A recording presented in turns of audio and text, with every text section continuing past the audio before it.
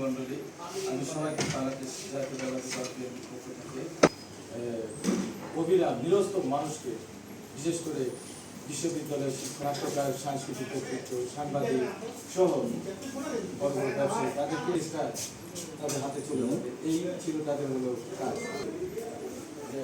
আজকে আমরা এই স্বাধীন দেশে কথা বলতে পারতেছি, এই জন্য তারা স্বাধীনতা ঘোষণা করে শহীদ রাষ্ট্রপতি জিয়া সাহেব এই জাতিকে আরেকটা বার যদি একটা বিপ্লব বারবার যদি আসতেই থাকে, নিজের সামাজিকতা, অর্থনৈতিক, যে ৭১-এর যুদ্ধ যে ৯ মাস ধরে হয়েছিল, ৯ বছর ধরে যদি যুদ্ধটা হইতো তাহলে আমাদের বেশি স্মরণ হইতো, আমরা বেশি করে ইতিহাসটা আমরা জানতে পারতাম। স্বাধীনতা রক্ষার জন্য আমাদের আন্দোলন করতে হয়, ঘটনা করতে হয়, এটা খুব কষ্ট। এবং যারা বুদ্ধিজীবী ২৫শে মার্চে যারা